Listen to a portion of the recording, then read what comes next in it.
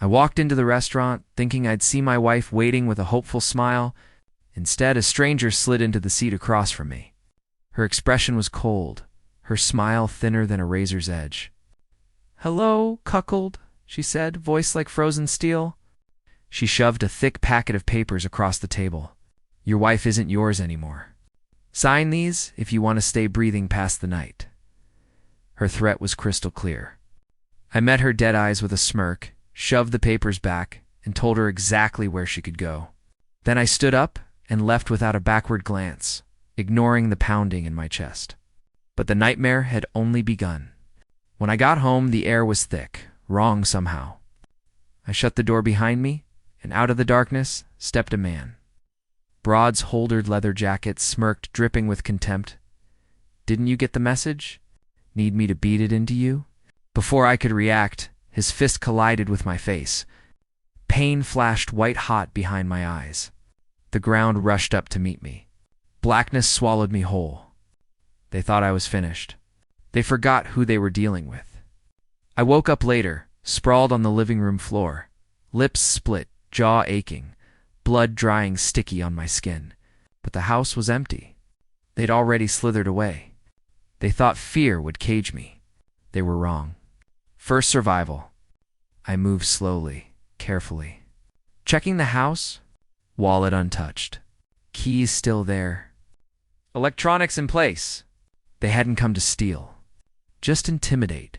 Next evidence. Bruised face photographed. Smashed furniture documented. Everything would be packaged neatly, ready to be weaponized. I wasn't going to give them the meltdown they wanted. No violence, no screaming, only cold surgical destruction. Next step? Recruit my army. I called a lawyer, scheduled an emergency sit-down, hired a private investigator to dig into their dirty laundry, brought in a cybersecurity expert to sweep my devices and accounts for planted traps. Before sunrise, my strategy was clear. One look in a mirror, swelling face, cracked lip, told me this wasn't defeat. This was war, and I was going to win. I started by following the money. Within 48 hours, the PI handed me a thick report. My wife had been siphoning funds for half a year into a hidden account.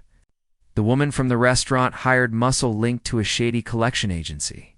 Her lover, a violent thug with a record full of assault, intimidation, and extortion. Their plan was simple: isolate me, provoke me into acting out, then spin it as a dangerous husband story to rob me blind. Too bad they underestimated me. I moved fast, froze our joint account, initiate a forensic audit through my attorney, and flag her for financial misconduct under our prenup. If she thought she was walking away rich, she was dead wrong. Next, legal firepower. We filed charges. Assault, conspiracy, coercion, photos of my injuries, surveillance footage from the neighbors, cams showing her boyfriend stalking my home, restaurant security recordings catching her threats word for word. All of it bundled neatly and dropped at the court's doorstep. Restraining orders were granted before the week was out. They couldn't touch me again. Not legally, not physically, not through proxies. They were already bleeding. I was just getting started. I didn't rant online or play the victim. I moved in the shadows.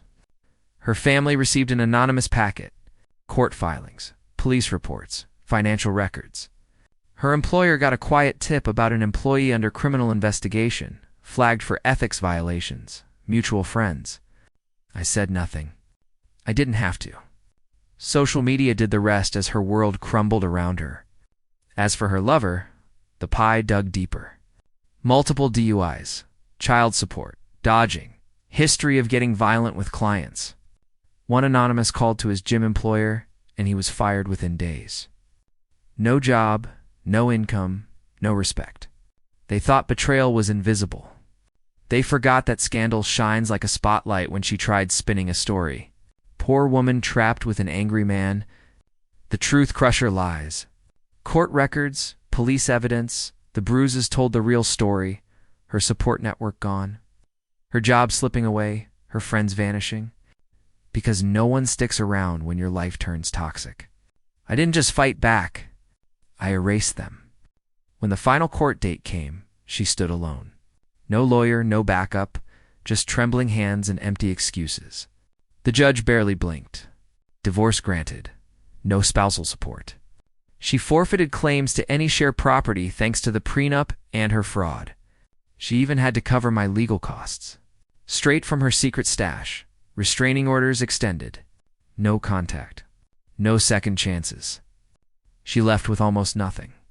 Not because I yelled, not because I fought dirty, because I proved every single betrayal with cold, undeniable facts.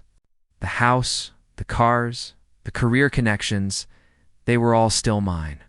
No cracks. In fact, people respected me more for handling it like a professional. I gutted every trace of her from home.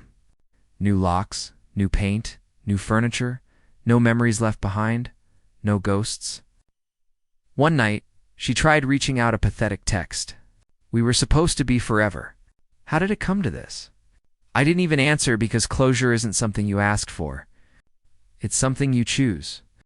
And I chose to walk away without looking back. She thought fear would break me. She thought betrayal would bury me. She forgot.